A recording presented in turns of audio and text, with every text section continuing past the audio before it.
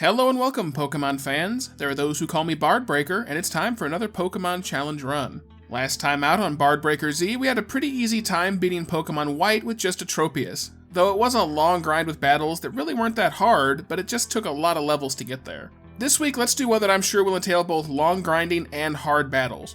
Today, we're going to ask and answer the question, can I beat Pokemon Yellow with only a single Chansey? But to add an extra layer to this casserole, let's further qualify that with, can I beat Pokemon Yellow with a Chansey using only physical attacks? So let's look at the stats and you'll see why that's important. On the surface, Chansey's 450 base stat total might sound pretty good. That puts it on par with Pokemon like Granbull, Seeking, and Venomoth, but look closer and you'll see why this is going to be a problem. Chansey has phenomenal HP. Even in the present generations, only its evolved form Blissey and Eternamax Eternatus have slightly higher HP stats. However, where we're going to take some heat is with our attack stat. Our attack stat of 5 is the lowest in the game, from Generation 1 all the way to present day. To put that in a bit of perspective, Magikarp has twice the attack stat at 10, so we're using only physical attacks? Yeah, this is going to be a drag. Speaking of moves, let's take a look. Since we're doing this in yellow, we're going to start with just Pound and eventually get Double Slap up at level 12. After that, we're not going to get a new physical attack by level up until all the way at level 54 with Double Edge. At least these are going to give us the same type attack bonus, but ouch. By TM, Chansey has a huge array of moves and type coverage to choose from, but unfortunately most of the cool moves like Ice Beam and Blizzard are special, so we can't use them. We have a nice selection of pretty decent physical moves to choose from, but we don't have a lot of type coverage. At this point though, I want to remind you guys that I write the script as I go, so at this point I haven't started playing the run yet. Everyone take your guesses down below, and please the almighty algorithm, God of the YouTube algorithm, and let me know if you think I can do this or not. I'm gonna say we could probably win this, though we're gonna have to be at or near level 100 to do it, I reckon. There is going to be a point where we're going to have to be a little creative with our moveset, but we'll cross that bridge when we get there. Lastly, let's take a final look at the rules. In battle, I can only use Chansey, and I can only use physical attacking moves. I will need other Pokemon for HM use, but those Pokemon won't be allowed to be used in battle. This is Gen 1, so there are no held items, and I also will not use any items in battle. However, items outside of battle will still be allowed. And finally, I won't use any cheats, glitches, or exploits, aside from modifying the starter to be Chansey. So let's do this. So right out of the gate, I've used the Universal Pokemon Randomizer to replace Pikachu with Chansey so we can do the entire run with it. Our rival will still take Eevee, and what it evolves into will be determined by how the first couple of fights against him go. I nickname our Chansey Excellent.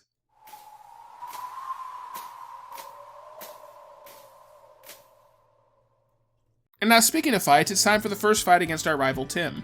Now, again, since we can only use Pound, that's all we've got here. And even though it does give us the same type attack bonus, there's not a lot that can be said for its damage output. You can see just how little damage it's doing. Now, while our HP stat is phenomenal, our defense is just as bad as our attack. So every time we get tail whipped, we're going to be taking a lot more damage than the already a lot of damage we were going to be taking in the first place. You wouldn't think on the surface that an Eevee using Tackle would be hard to deal with, but it actually nearly is. If it had just gone for tackles over tail whips, it probably would have been able to just overpower us. Fortunately though, we barely hang in the fight and get the win. Speaking of a win, since we beat the rival, that eliminates one of our 3 evolutions that he might get. There's only 2 left, so let's see where things go from there. After completing Package Delivery Simulator for Professor Tree, we head to Viridian City and we pick up the first seat filler on our team. I pick up a Spearow for Fly Later, nicknaming it Flapsity the 52nd, long may they fly, and set about grinding. Well, along the way I decided to go ahead and get one of these Mankey they stuck here to help you beat Brock, but we're not going to be using it for Brock, just to fill more space until we get Strength later. I nickname it Bicepticus the 52nd, long may they lift, and grind a bit more.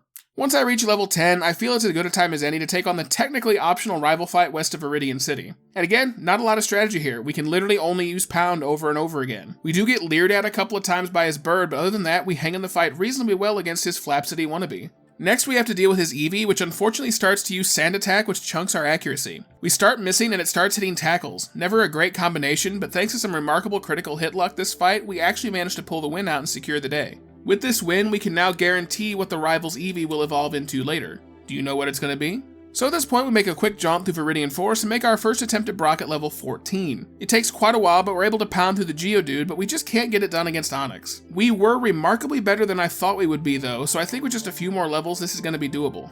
So I try several times again and again at every 2 level increments. I don't really make a lot of headway in any of the attempts, but finally at level 20, we start to get a run that's piecing together nicely. I start using double slaps against the Geodude. They can miss though, so they're not fantastic choices, but eventually we do whittle down the Geodude into red health and we bring it down and now it's onto the Onix. The biggest issue with Brock here is that his Pokemon are going to resist my normal type attacks, which cuts our damage in half. Our attack stat is already bad enough, and now all of our damage is going to be halved. Not great, but I guess we'll have to manage. Onix here can actually be pretty dangerous because it knows Bide. Bide, for those of you who don't know, will basically make his Onix sit there for 2 to 3 turns and then do back double the damage we inflict to it back to us. And it knows Screech, which will chunk our defense for his tackles. Eventually we whittle it down though, and just by virtue of our enormous HP, we've managed to beat Brock and secure the first badge of the run. If it weren't for that extremely high HP stat, we would not have won this fight. Heading east of town, I don't have a lot standing in my way as I go to Mount Moon. Now, if we were doing a regular run with just Chansey, we could grab this TM for Water Gun and really open up our type coverage. But we can't use it since it's special, though we could still pick it up. Remember that TMs can be sold for money, so it's always worth picking them up if you've got the room in your items. One TM that we actually can use here is TM01, which we find down on the lower level. It contains Mega Punch. And while it does give us the same type attack bonus, it's basically just the dollar store generic brand of Body Slam. It's a bit weaker, much less accurate, and it doesn't come with the paralyzing chance. But still, it'll give us some much needed power for the run thus far. Along the way through Mount Moon, I take the Dome Fossil because screw the Fibonacci Spiral, and we make our way into Cerulean City. Once we get to the town, we make a straight shot for Misty at the Water Gym. Out first is her Staryu, which we bring down with 2 quick Mega Punches. Out next is her Starmie, which is a fair bit tougher, and perhaps counterintuitively, I think we're taking more damage from its tackle attacks than we do its Bubble Beam, though it's taking a fair bit of damage from our Mega Punches in the same time. One problem we wind up running into is she gives it an X-Defend. Though that doesn't last long as we get a critical hit which ignores it, and a lot quicker than I expected going into it, we secured our second badge and can now take our hand at the rival fight. Just as surprisingly as Misty was, the rival fight is also surprisingly easy too. I really don't even have to alter our strategy, just keep using Mega Punch over and over again. Now this isn't a foolproof strategy, we do miss around 15% of the time, so we can't strictly autopilot this. Sandshrew also has pretty high defense and can chunk our accuracy with Sand Attack, making the moves worse. Sometimes it's better to actually swap into Pound for accuracy assurance, although even 100% accurate moves aren't 100% accurate in Gen 1 due to the 1 in 256 glitch, which I'll explain if we have it happen at a critical moment. Once we beat over Tim's team, we're clear to head north to Bill. Bill is the prime example of what not to do when given a government contract and limitless funds, as he's decided to play God. And even his Octoparrot would agree with us. Polly shouldn't be! And he gives us the SS ticket if we promise never to reveal what we've seen here. From there we head south to Vermilion City. Our first stop here is to head on board the SS Anne. One of the first things I do once we're inside is pick up the TM for Body Slam. Now we're eating breakfast with a name brand cereal. It's more accurate than Mega Punch, slightly more powerful, and has the chance to cause paralysis. This is nice. Since we can't use Tail Whip anyway, we might as well teach over it, and we're ready to kick names and take ass. After clearing out anyone and anything of value, it's time for the next rival fight against our childhood arch-nemesis Tim. And we have some unbelievable luck here. We start the fight out with 3 critical hit body slams in a row. That is crazy. In Generation 1, critical hits are determined by your base speed. Our base speed of 50 gives us about a 9.76% chance for a critical hit at any given time. So the actual likelihood of landing 3 consecutive critical hits with those odds is 0.092%. Damn good odds. Shame it wasn't in a fight we desperately needed them in, but it'll do nonetheless. After we defeat Tim, we go massage the old sea captain and get ourselves the HM for cut, and from there we can make an attempt at Lieutenant Surge in the electric gym. But before I can make an attempt at the gym, I need to catch something for cut later, so I catch a Diglett, nickname it Snipticus the 52nd, long may they cut, and now we can go on to the gym. We get past Surge's trash can jamboree on just our second attempt, and it's time for a quick battle against him. In yellow, he has just one Pokemon, a Raichu, to mirror what his team was in the anime. I actually got worried when I saw just how much health we lost to a critical hit Mega Kick, but that was his best shot and it wasn't enough to give him the fight. We're able to body slam him down and seize the day to secure the 3rd badge of the run. Wow, thus far Chansey with just physical moves hasn't been nearly as hard as I thought it would be. We're gonna see if that trend continues though. Now we get to double back to Cerulean City and make our way east to Rock Tunnel. I do have my doubts here. Chansey hasn't exactly been cruising, but we also haven't had too many major obstacles up to now either. But there are a lot of rock trainers in Rock Tunnel, so things could get difficult and tedious. Now, while we can technically traverse this without Flash, I'm a pansy, so I stop and pick up a Magnemite for Flash, nickname it Flashelius the 52nd, long may they shine, and after catching the requisite 10 Pokemon to get the HM for Flash, we can proceed through the cave. Rock Tunnel itself isn't actually all that eventful, although as usual the hiker with his 2 exploding Geodudes and Graveler can always be interesting given the damage the self-destructs can do. But we actually managed to just barely squeak by with enough health to win and escape the cave relatively unchallenged, though we did have to use a lot of our potions to deal with it. Once we exit the cave, we make our way right for Celadon City, where we immediately stock up on lemonades at the top of the department store. They heal nearly twice as much health as super potions for half the price. That's a great bargain, and with as much HP as this Chansey's going to be soaking up, we're going to have a lot of cost-effective healing here. While we're here, I decide to go take a crack at Erika at the grass gym. Erika actually takes 3 or 4 tries to defeat. Each time it's largely because we get put to sleep by the Weeping Bell. In Generation 1, sleep lasts for up to 7 turns, and then you can't even attack on the turn you wake up. So in effect, you're always going to have at least 2 turns, if not 8, that you can't do anything. Thankfully, we have a lot of HP, but even that isn't enough on 3 of our runs. Eventually though, we get a run where we start to have some decent critical hit luck that goes our way, and we're able to bring down her team in short order. It really is awesome to see just how some good critical hits can really completely change your fortunes for a fight.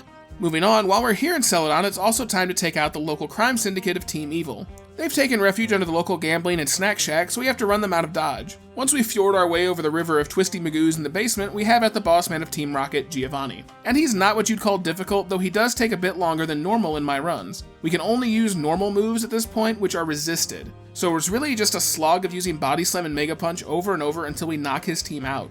Once we do though, we've secured the day and can move on. Now at this point in the run, it's time for us to have a little chat about a conundrum we're going to find ourselves in here in short order. Our next stop is Lavender Town, wherein we have to scale the Pokemon Tower to rescue Mr. Fuji. Along the way are some mandatory trainers with Ghost Pokemon. Ghost Pokemon, for those of you who have lived under a rock for years, are immune to normal type attacks, which is all we currently have in our move pool. And while an unrestricted Chansey would have no issues here since you could just teach Psychic and then kick their apparitional asses into the ground, we're stuck using only physical moves. And also, while there are a lot of physical types like Rock or Flying among several others that would be able to work here, Chansey can't actually learn moves from any of them in Gen 1. All Chansey can learn here in Gen 1 in regards to physical attacks are normal and fighting type moves, the 2 types that cannot hit ghosts. So what can we do? Some of you may think struggle, but that won't work. In Gen 1, it's a normal type attack, so while it does count as physical, it can't hit ghosts in Gen 1 either.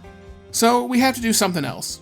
Now, because this is Generation 1, and this literally does only work in Generation 1, there are technically 2 moves we can use that will still work here. We can teach the normal type move Bide, which we got as the TM for beating Brock, or the fighting type move Seismic Toss, which we picked up along the way north of Cerulean City. Both do work on Ghost Pokemon in Gen 1, and Chansey can learn them both. Now this does come with a bit of an asterisk.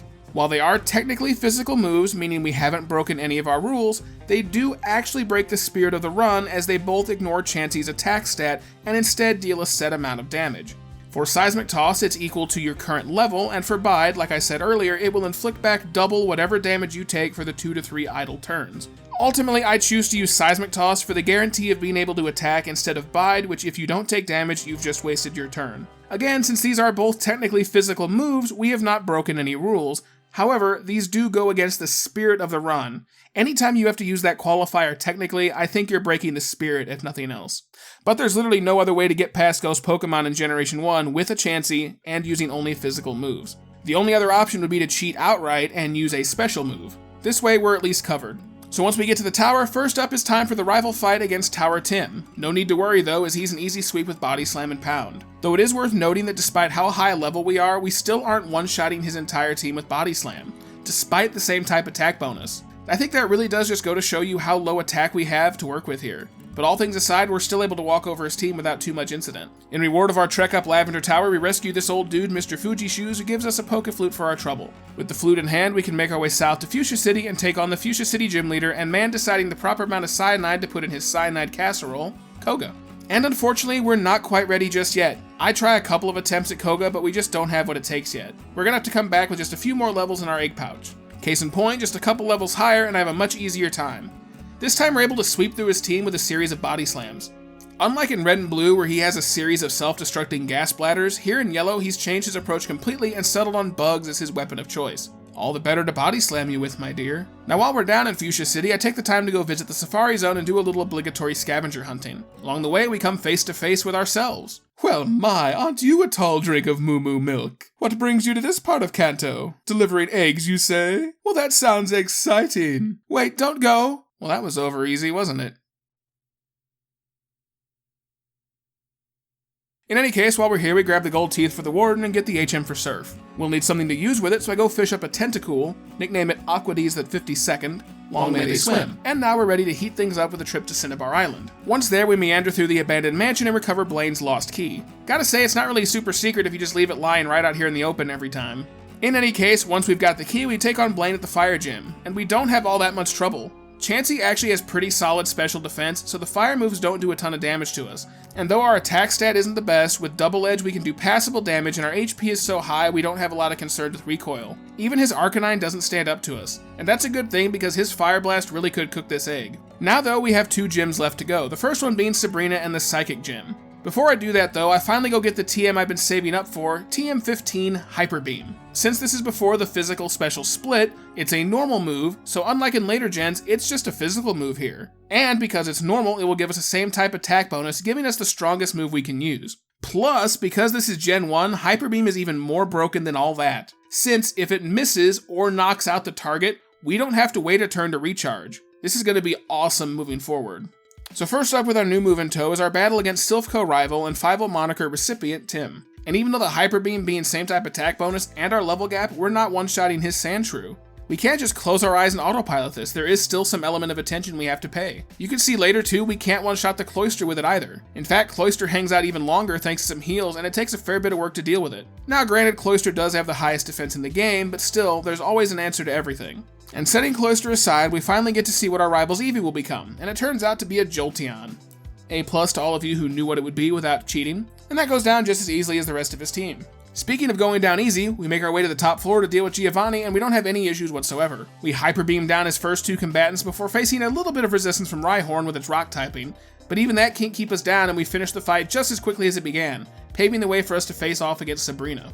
And Sabrina is, unsurprisingly, the easiest gym leader we've had to face all run. She's traded in her more balanced team from Red and Blue and instead favors the Magician's Trio, Abracadabra and Alakazam. And that proves to be her undoing as they're made of tissue paper and quickly go down without any issue. Though you can see we still didn't even one-shot the Alakazam. Anything else with a higher attack stat, even without a stab on Body Slam, would have probably one-shot that thing. In any case, we have 7 badges in our book, and now it's time to make our way to Viridian City. So after that, our last gym battle is against Viridian City gym leader and man we waltzed over just a few minutes ago, Giovanni. And this time, he's a brick wall. We can one-shot the Dugtrio with Hyper Beam, but even Persian's not a one-shot and both his Nidoqueen and King are capable of massive damage with Double Kick.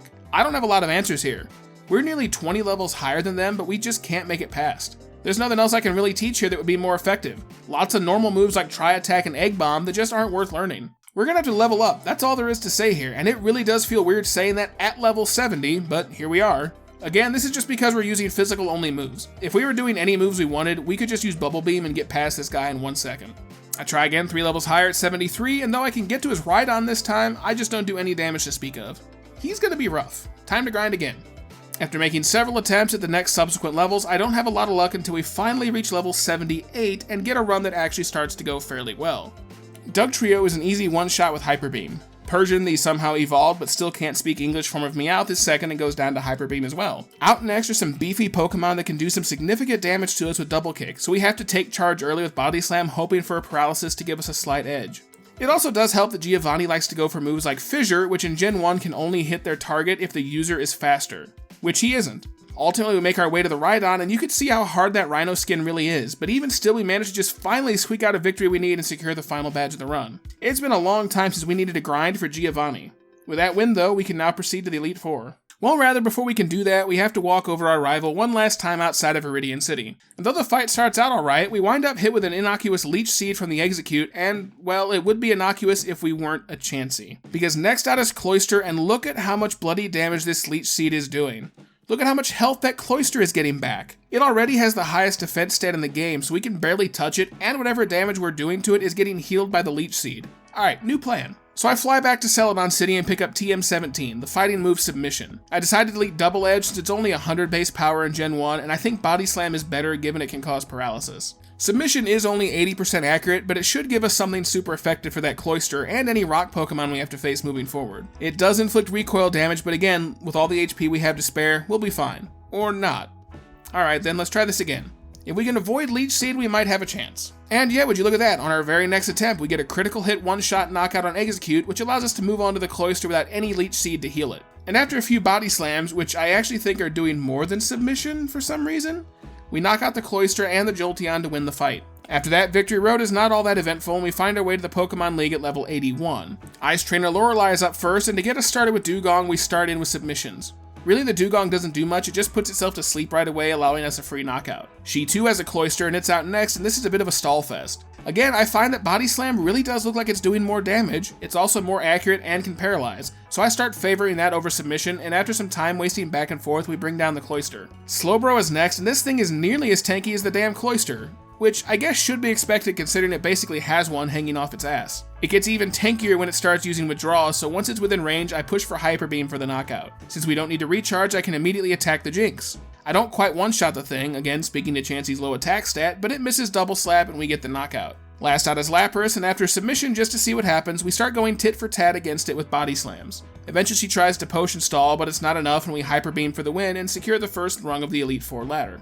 Fighting Trainer Bruno is up next, and he leads with Onix, so we go for Submission. Unlike with Cloister, this time Submission is the better choice since the rock typing will resist Body Slam and Hyper Beam. It only takes 3 or so submissions to bring it down though, and we do get Screeched in the process, which lowers our defense. Hitmonchan goes down quickly to a one-shot Hyper Beam, and since we don't need to recharge, Hitmonlee is also a one-shot with the other. Onix is out again, so we go back to submissions. This time though, Bruno actually makes a wise play and goes for some X defense to boost his defense. Ultimately it's for naught though, as we're able to eventually submission his Rock Snake despite the defense buffs. That brings out his last Pokemon, Machamp, who looks like he's doing a fine Irish jig with this sprite. We go for Body Slam, get the paralysis as he misses his own submission. Fortune is still on our side though, and we land another critical hit Body Slam for the knockout and the win.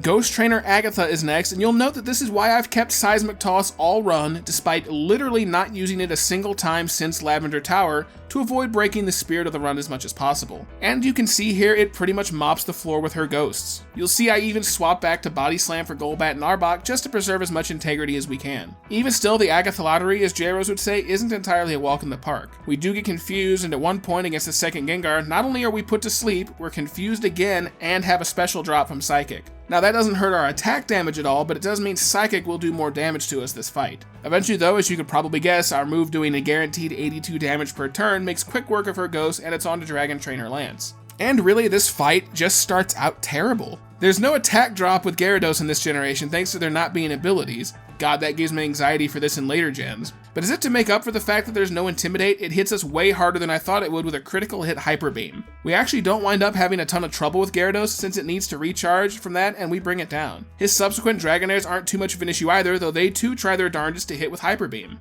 Aerodactyl also tries, and it's a weird beastie rock and flying type, so we don't have a great move to use here. Though we paralyze it with Body Slam and eventually get his final Pokemon Dragonite. But even though we paralyze it with Body Slam, it breaks through with a critical hit Thunder and easily takes out the last 20 of our HP and bring us down. I think we can do this, we just have to avoid getting critically hit by Hyper Beam and we should be okay. Our second attempt starts out fantastic as Gyarados doesn't even try Hyper Beam and we're able to pretty much just Body Slam and submission our way all the way back to the Dragonite.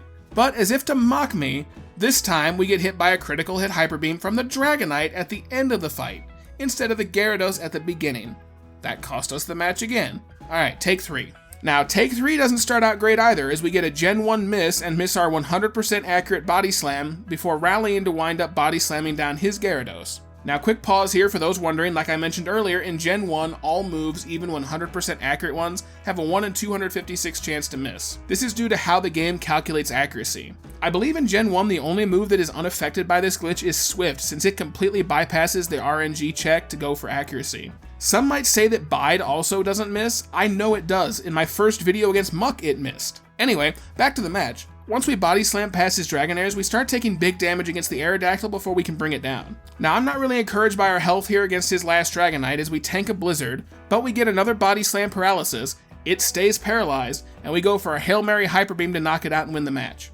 With that, we heal up, top off our power points, and head on to the champion fight. And here's our stats going into the last fight, by the way. We're level 84 and our attack stat is only 77. Admittedly, that's not as bad as I thought it would be, given that we started with a base stat of 5, but that's still pretty dang sad. But hey, it's gotten us this far. Last up is the Pokemon Champion Tim, and sorry for animations if you don't like that sort of thing, it forces them on for the champion fight. We start out against Sandslash and it's a beast of a shrew. It tanks our Body Slams really well and it's doing really good damage with the same type attack bonus Earthquake. After we've taken well over 200 points of damage, we bring down the Sandslash. Alakazam is out second and we nearly one-shot it with Body Slam. Then the AI falls victim to the 1 in 256 glitch as it misses a 100% accurate Psybeam, then we bring it down with another Body Slam. Executor is out next and we hit it hard with Body Slam, get the paralysis, but it goes in and hits a weak barrage and then a stomp before we finish it with Hyper Beam. Cloyster is out next, and again there's nothing we can do here but just brute force it. More so than normal. We just have to body slam it over and over until we get the win. But you can see at one point, not only do we get locked into clamp, which keeps us from attacking, it's a critical hit, which means each turn of that move will hit for critical hit damage. Finally, we overpower the damn thing, but we don't have a lot left in the tank. Ninetales is out next, and this is where we finally get some really good luck. Not only does it decide that it would rather not do damage to us, it goes for Tail Whip, which, thanks to the badge boost glitch in Gen 1, it will actually boost our attack stat a bit. So quick pause here just to explain that. In Generation 1, you get a 12.5% boost to your stats when you get certain gym badges along the way. And unfortunately in Gen 1, due to either a bug or just bad programming, each time one of your stats gets modified in battle by something like, say, Tail Whip, Growl, or even a move of your own doing like Defense Curl, the badge boost will be triggered each time and apply a 12.5% boost to all your stats based on the badges you have. Meaning if you have all the badges, all your stats get boosted. So, even though we're losing defense thanks to Tail Whip, we're actually getting a 12.5% boost to our attack every time we get Tail Whipped. And our speed and special go up as well. There's really no avoiding this, you'd have to reset your run anytime you got hit with a stat move. So I just roll with it. I just choose to not actively seek this glitch out like some other Pokemon challengers. I think if you're the quote-unquote victim of the badge boost glitch in passing, it's fine. Like I said, you can't avoid it without resetting every time you get leered at, but when you actively seek it out to exploit it over and over, you're definitely really going hard against the spirit of a challenge run. I don't mean any disrespect to people who utilize it in this way, that's just not something I consider proper in a challenge run. In any case, we're able to body slam the Ninetales down, and that leaves just a Jolteon, which we paralyze with body slam. Yes, in Gen 1 you can still paralyze electric Pokemon. It gets off a pin missile, which we barely survive, and we fire off one last Hyper Beam for the win, and boom, there it is. We defeat the champion, get our Chansey into the Hall of Fame, and the credits roll. And there we go, folks. We've beaten Pokemon Yellow with just a Chansey using only physical-based moves. I hope y'all enjoyed the run. I plan to do this in every gen moving forward, though certainly not consecutively. I don't know what my next run will be, but I look forward to your comments, suggestions, and even the hateful "you're a rip-off pleb" in the comments down below. You can also join my Discord server where you can hang out with me and your fellow Pokemon fans in the audience. Again, I hope you all enjoyed the run. If you did, be sure to leave a like and hit that subscribe button, and until next time, good luck, and go catch 'em all.